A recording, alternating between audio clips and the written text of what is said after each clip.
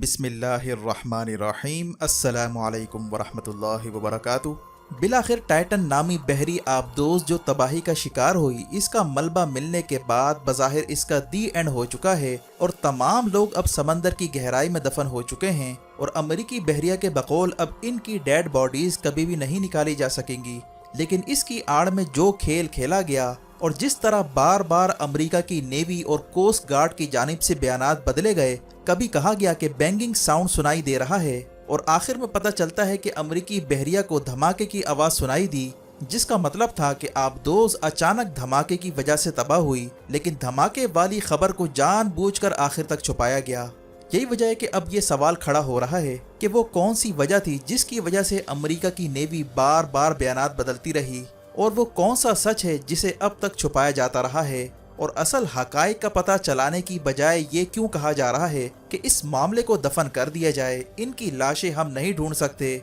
जैसे टाइटैनिक का मलबा लाशों समेत दफन है, इस मामले को भी छोड़ दिया जाए। यानी कि ये कैसे हो सकता है कि आज के मॉडर्न दौर में इस चीज़ को बिल्कुल दफन कर दिया जाए और इन्वेस्टिगेशन किए बगैर इस मामले को छोड़ दिया जाए। हालांकि जो रोबोट समंदर में उतारा गया था, जिसे टाइटैनिक के करीब भेजा गया था, यहाँ से बहुत सी इंफॉर्मेशन मिल सकती है। यही वजह है कि दुनिया इस वक्त हैरान है कि टाइटन नामी आबदोज में अचानक क्या हुआ था कि वो धमाके से फट गई। वो कौन सा फॉल्ट था जो इस तबाही की वजह बना, और इस सूरत हाल को कुरान और हदीस के पसे मंजर में भी समझने की कोशिश करेंगे, जिसने अब अपनी सच्चाई का लोहा मनवाना शुरू कर दिया है और जिस पर अब जानबूझकर पर्दे डाले जा रहे हैं। वाज़ेह के माहिरीन अब तक एक बात पर मुत्तफिक रहे हैं, वो ये कि आबदोज के अंदर का टेम्परेचर अचानक बदला था, जो धमाके की वजह बना। अब सवाल ये पैदा होता है कि आबदोज को पानी के अंदर कौन सी सूरत हाल का सामना था कि इसके हीटर और कंडेंसर दोनों ने काम करना छोड़ दिया था। वाज़ेह के हीटर और कंडेंसर का काम ये होता है कि बाहर और अंदर का टेम्परेचर को मेंटेन किया जाए। अगर बाहर ठंड हो तो हीटर का काम ये होता है कि अंदर के लोगों को गर्म किया जाए, लेकिन अगर बाहर का पानी ही गर्म हो जाए तो फिर अंदर क्या सूरत हाल होगी, ये बहुत बड़ा सवाल है। क्योंकि ऐसी सूरत में ना तो हीटर काम कर सकता है और कंडेंसर जो बाहर के पानी से ठंडा होता है वो भी काम करना छोड़ सकता है, क्योंकि जब बाहर का पानी गर्म हो तो कंडेंसर कैसे अपने आप को ठंडा कर सकता है। और ये सूरत हाल तब वाक़ होगी जब आबदोज को उबलते हुए गर्म पानी से पाला पड़ा हो, जिसकी वजह से हीटिंग और कूलिंग सिस्टम डिस्टर्ब हो सकता है। और ये बात तो अब सामने आ चुकी है कि आबदोज जैसे ही समंदर की गहराई में जाती गई तो अंदर का टेम्परेचर गर्म हो चुका था। अब सवाल ये पैदा होता है कि क्या समंदर के अंदर का पानी गर्म भी हो सकता है? वो कौन सी मुमकिन वजूहात हैं जिससे समंदर के अंदर का टेम्परेचर अचानक बदल गया था? नाज़रीन इकराम, इस हवाले से हम कुरान से रहनुमाई लेते हैं, जहाँ वाज़ेह तौर पर यह इरशाद है, वइदल बिहारु सुज्जिरत, यानी जब समंदर भड़का दिए जाएंगे। और एक और आयत में है वल बहरिल मस्जूर, यानी कसम है भड़कने वाले समंदर की। अब यहाँ इंसान सोच में पड़ जाता है कि आखिर समंदर कैसे भड़केगा, कहाँ समंदर का पानी और कहाँ आग। पानी तो खुद आग बुझाता है,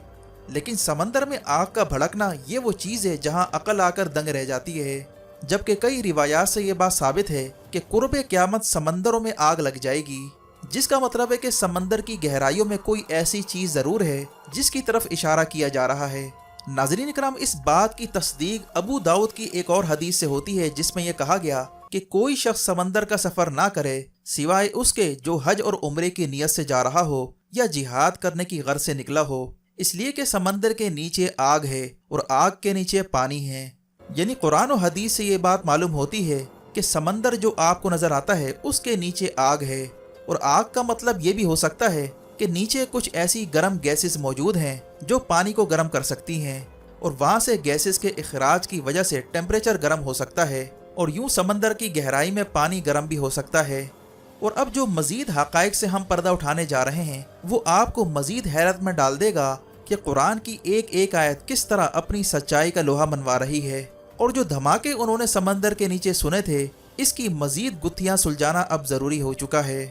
वाज़ेह है कि ये 1971 की बात है जब एक गोताखोर टीम को खुसूसी मिशन पर अटलांटिक ओशन के अंदर भेजा गया, जिन्होंने समंदर की गहराई में जाकर मुख्तलिफ चीज़ों का जायजा लिया। लेकिन जो हैरान कुन चीज़ सामने आई थी वो आंखें खोल देने के लिए काफ़ी है, क्योंकि इस टीम ने समंदर की गहराई में लावा और आतिश फिशा टाइप की चीज़ फटते हुए देखी थी और इसमें से आग निकल रही थी। یہ ویجول آپ دیکھ سکتے ہیں، یہ 1971 کی ڈاکومنٹری ہے جہاں غوطہ خور ٹیم سمندر کے اندر جا کر دیکھتی ہے کہ آتش فشاں اندر سے پھٹ رہے ہیں اور آگ مسلسل بھڑک رہی ہے، اور سمندر کے اندر پانی ہونے کے باوجود یہ آگ نہیں بجھ رہی۔ جبکہ اس ٹیم نے لوہے کے راڈ سے اس جگہ کو کریدنے کی بھی کوشش کی تو یہ پتہ چلا کہ اندر آگ ہی آگ ہے جہاں سے مختلف قسم کی گیسز نکل رہی ہیں۔ یعنی آپ اندازہ لگا سکتے ہیں کہ کس طرح قرآن کی ایک ایک آیت اپنی سچائی کا لوہا منوا رہی ہے کہ سمندر کے نیچے آگ ہے، اور یہ آگ دنیا والوں نے اپنی آنکھوں سے دیکھ لی ہے، اور اس کی وجہ سے سمندر کے پانی کا ٹیمپریچر بہت زیادہ گرم ہو جاتا ہے۔ جبکہ اس غوطہ خور ٹیم کا یہ بھی کہنا تھا کہ اندر سے دھماکوں کی آوازیں بھی آ رہی تھیں کہ جیسے کوئی چیز پھٹ رہی ہو۔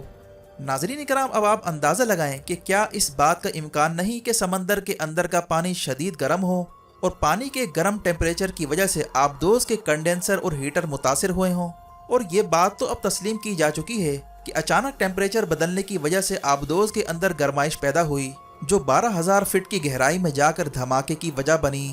واضح ہے کہ کچھ اسلامک اسکالرز کا یہ بھی ماننا ہے کہ یہ جو سمندر ہے اس کے نیچے جہنم ہے، لیکن درمیان میں ایک مضبوط پتھریلی زمین ہے جو سمندر اور اس کے درمیان حائل رکاوٹ ہے، اور آگ والی بات تو پہلے ہی قرآن و حدیث میں مذکور ہے۔ یہی وجہ ہے کہ اب اس امکان کو بھی دیکھنا چاہیے کہ وہ آبدوز جو سمندر کے لیول سے بھی نیچے آ چکی ہو، کیا اسے گرم گیسز یا آگ جیسی صورتحال کا سامنا کرنا پڑا تھا، اور اچانک ٹیمپریچر بدلنے کی وجہ کیا ہو سکتی ہے۔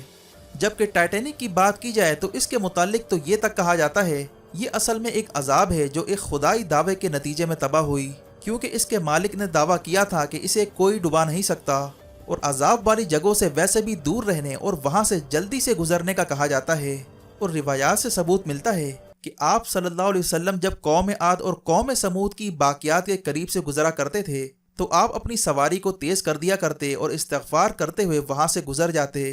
اسی لیے یہ بات بھی ملحوظ خاطر رکھنی چاہیے کہ کیا اتنی گہرائی میں آبدوز کو لے کر ٹائٹینک کے قریب تفریح کی غرض سے جانا کیا یہ مناسب عمل ہے؟ اور یہ بھی اطلاع آ رہی ہے کہ ٹائٹن نامی آبدوز کے مالک کے بھی کچھ ایسے ہی تاثرات تھے کہ وہ اپنی بنائی ہوئی آبدوز کے متعلق تقریباً اس خیال تک جا پہنچا تھا کہ یہ کبھی نہیں ڈوب سکتی، جس کا اظہار روب میکلیم نے BBC کو انٹرویو میں کیا ہے، جو خود بھی سب مرین ٹورزم کمپنی چلاتے ہیں اور لوگوں کو سب مرین کے ذریعے انٹارکٹیکا کا دورہ کرواتے ہیں۔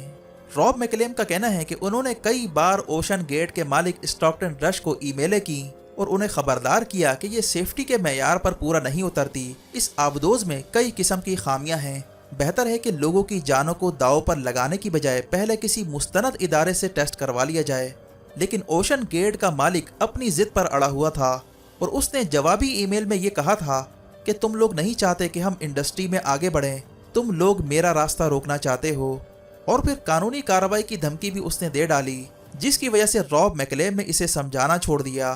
روب میکلیم کا کہنا تھا کہ میں نے ای میلز میں یہ بھی کہا تھا کہ تمہارے خیالات ٹائٹینک کے مالک جیسے ہو چکے ہیں، جیسے وہ کہا کرتا تھا کہ میرا جہاز کبھی نہیں ڈوبے گا، تم بھی وہی کرنے لگے ہو، اور پھر جو کچھ اس آبدوز کے ساتھ ہوا وہ سب کے سامنے ہے، اس کے چیتھڑے تک اب اڑ چکے ہیں، لاشوں کا کوئی اتا پتہ نہیں، جس جگہ ٹائٹینک والے دفن ہیں وہی مقام اب ان کی جائے تدفین بن چکا ہے۔ ناظرین اکرام، حیرانگی کی بات یہ ہے کہ مذکورہ آبدوز کاربن فائبر کی بنی تھی، جبکہ مضبوط آبدوز کے لیے میٹل درکار ہوتا ہے تاکہ یہ پریشر برداشت کر سکے، جبکہ میٹل والی آبدوزیں بھی 2000 میٹر سے زیادہ نیچے نہیں جاتی، لیکن کاربن فائبر سے بنی آبدوز کو اس کا مالک 4000 میٹر پر لے جانا چاہتا تھا، جہاں 300 گنا زیادہ دباؤ ہوتا ہے، جو آبدوز کی بیرونی چادر برداشت نہ کر پائی اور تباہ ہو گئی، اور اگر اسے آگ جیسی صورتحال اور گرم پانیوں کا سامنا ہو تو اس صورتحال میں آبدوز کا سسٹم بھی کام کرنا چھوڑ دیتا ہے۔ واضح ہے کہ اٹلانٹک اوشن، جسے بحر اوقیانوس کہا جاتا ہے، اس کے سمندر میں آگ لگنے اور سمندر کا پانی گرم ہونے سے متعلق کئی بار رپورٹس آ چکی ہیں۔ مثال کے طور پر 2017 میں ناسا نے بیان دیا تھا کہ انہوں نے بحر اوقیانوس کے درمیان میں آگ دیکھی اور گیسز کا اخراج دیکھا، اور اس کی وجہ سے سمندر کا پانی انتہائی گرم ہو چکا تھا۔ اسی طرح 20 جون کو ایک اور خبر رپورٹ ہوئی جس میں کہا گیا کہ اٹلانٹک اوشن یقیناً آگ پر کھڑا ہے، یعنی یہ انتہائی گرم ہو چکا ہے، اور اسی وجہ سے سمندری طوفان بہت زیادہ آ رہے ہیں۔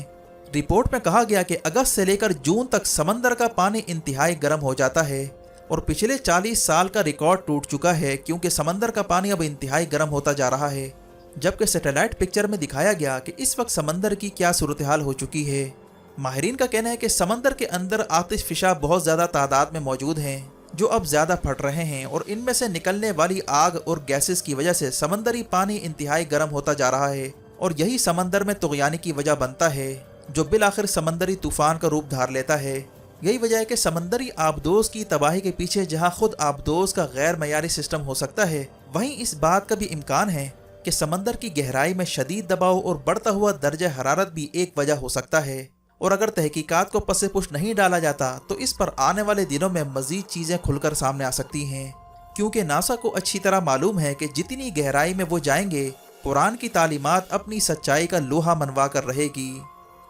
वीडियो देखने का शुक्रिया। मज़ीद अपडेट्स के लिए हमारे चैनल को सब्सक्राइब कीजिए और कमेंट सेक्शन में अपने ख्यालात का ज़रूर इज़हार कीजिए। अपना और गिरदोनवाह के लोगों का ख्याल रखें। फ़ी अमानिल्लाह।